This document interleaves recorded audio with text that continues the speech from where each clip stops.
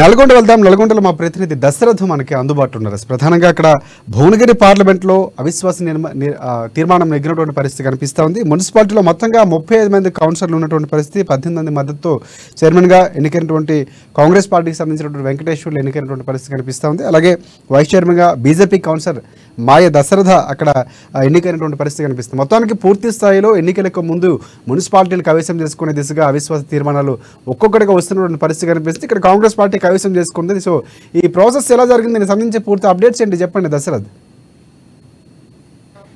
Thank you Rajasekhar. Yadadri జిల్లా భువనగిరి మున్సిపాలిటీలో గతంలో టీఆర్ఎస్కి సంబంధించిన చైర్మన్లు వైస్ చైర్మన్గా కొనసాగడం జరిగింది. ఈ నేపథ్యంలో సొంత పార్టీ నాయకులే విపక్ష కౌన్సిలర్లతో కలిసి అవిశ్వాస తీర్మానంతో వారిని తొలగించడం జరిగింది. ఈ సందర్భంగా వారు కాంగ్రెస్కు మద్దతు ప్రకటించారు. అదేవిధంగా మున్సిపాలిటీ చైర్మన్గా పోతంశెట్టి వెంకటేశ్వర్ను ఎన్నుకోవడం జరిగింది. ఈ సందర్భంగా భువనగిరి మున్సిపాలిటీలో 35 వార్డు కౌన్సిలర్లు ఉండగా వారిలో 18 మంది కౌన్సిలర్స్ అధ్యక్షునిగా మున్సిపల్ చైర్మన్గా మద్దతు పలకడం జరిగింది. అదేవిధంగా ఈ మున్సిపల్ చైర్మన్గా పోతంశెట్టి వెంకటేశ్వర్లను చైర్మన్గా ఎన్నుకోవడం జరిగింది. అదేవిధంగా వైస్ చైర్మన్గా బీజేపీ పార్టీకి చెందిన మాయ దశరథను ఎన్నుకున్నట్లు జిల్లా స్పెషల్ కలెక్టర్ జయశ్రీ వెల్లడించారు. ఈ సందర్భంగా చైర్మన్ మాట్లాడుతూ తమ ఎంపికకు సహకరించిన భువనగిరితో పాటు కౌన్సిలర్లకు కూడా ధన్యవాదాలు తెలియజేశారు.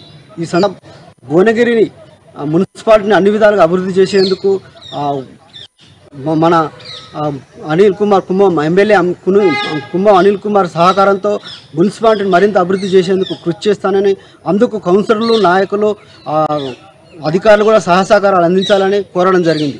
ఏదేమైనప్పటికీ భువనగిరి మున్సిపాలిటీని కాంగ్రెస్ కైవసం చేసుకుందని చెప్పుకోవచ్చు రాజశేఖర్.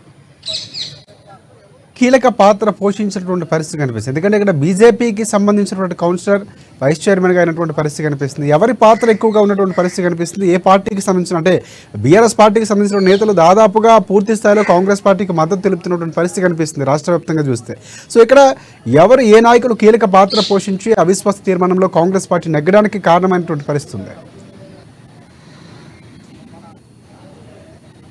ఈ భువనగిరి మున్సిపాలిటీ కాంగ్రెస్ కైవసం చేసుకోవడానికి ముఖ్యంగా బీఆర్ఎస్ నేతలు అయితే కాంగ్రెస్కు సపోర్టు పలికారని తెలుస్తుంది.